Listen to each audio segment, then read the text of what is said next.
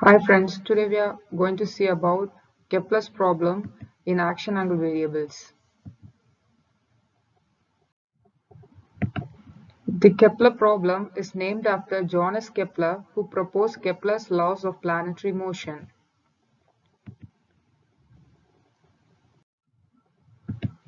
Kepler's problem.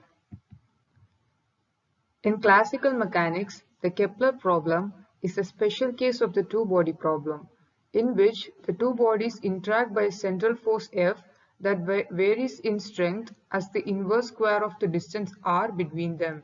The force may be either attractive or repulsive. The problem is to find the position or speed of the two bodies over time given their masses, positions, and velocities. Action angle variables.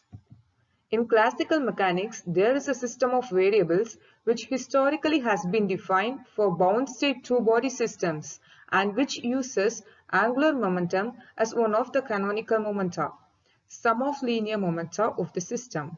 This set of coordinates and momenta is the action angle variables. Applications of Kepler's problem. A satellite moving about a planet about its sun.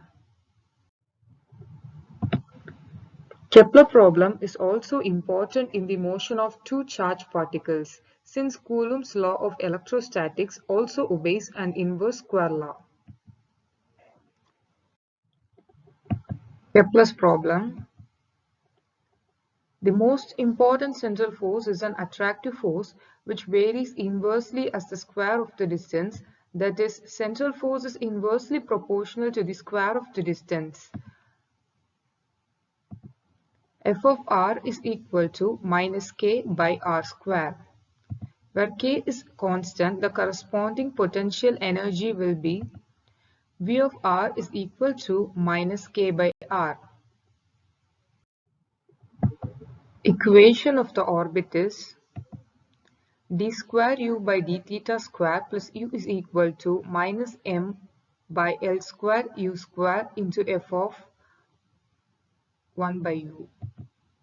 Put f of r is equal to f of 1 by u is equal to minus k by r square is equal to minus k u square. We get d square u by d theta square plus u is equal to minus m by L square u square into minus k u square. D square u by d theta square plus u is equal to mk by L square, which is equation 1. Put y is equal to u minus mk by L square, which is equation 1a, so that d square y by d theta square is equal to d square u by d theta square. From equation 1, d square y by d theta square plus y is equal to 0. The general solution for this above equation is y is equal to u dash cos theta minus theta dash. From equation 1a, u is equal to mk by L square plus y, or u is equal to mk by L square plus u dash cos of theta minus theta dash, or u is equal to 1 by r is equal to mk by L square plus u dash cos of theta minus theta dash, where u dash and theta dash are constants. For simplicity, if we orient our coordinate system so that theta dash is equal to 0, then 1 by r is equal to mk by L square plus u dash cos theta, or r is equal to L square by mk divided by 1 plus u dash L square by mk cos theta, which is equation 2.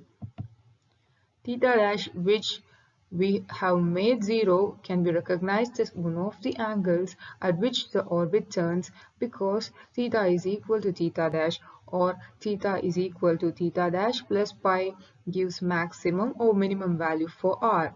Thus, theta dash is a turning point.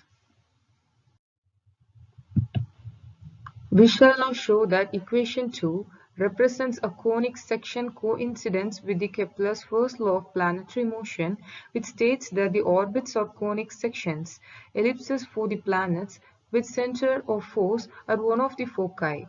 We define the conic section as a curve for which the distance from a fixed point to that from a fixed line is a constant. That is, r by d is equal to constant, which is equal to epsilon. Epsilon is the eccentricity. From the figure, we see that P is equal to d plus r cos theta is equal to r by epsilon plus r cos theta. Let P is equal to epsilon P so that P by epsilon is equal to r by epsilon plus r cos theta. R is equal to P by 1 plus epsilon cos theta, which is equation 3, which represents a conic section. As equation 2 is in the form of equation 3, orbit under an inverse square force is always a conic section. We shall consider here some properties of conic section.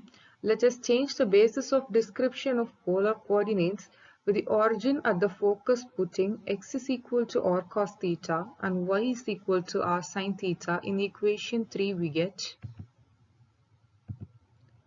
r plus epsilon x is equal to p, or r is equal to root of x square plus y square is equal to p minus epsilon x, or x square plus y square minus p square plus 2p epsilon x minus epsilon square x square is equal to 0, or 1 minus epsilon square into x square plus 2p epsilon x plus y square is equal to p square, which is equation 4.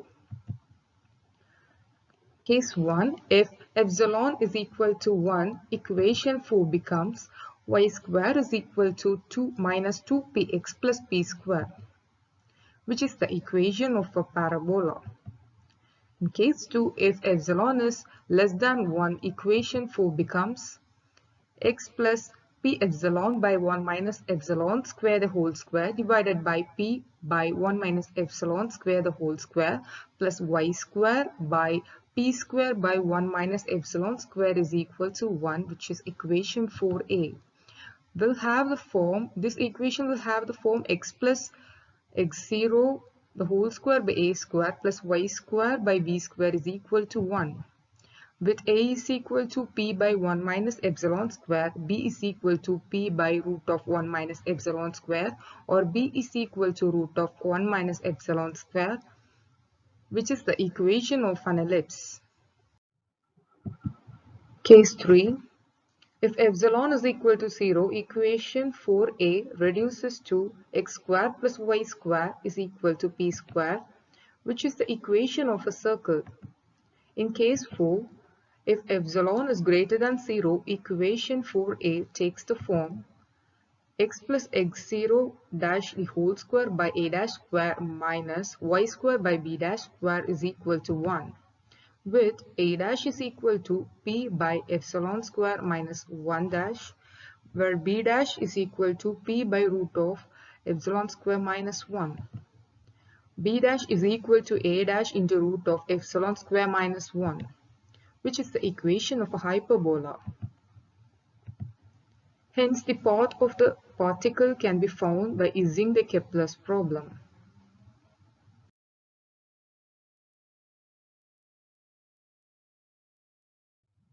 Thank you.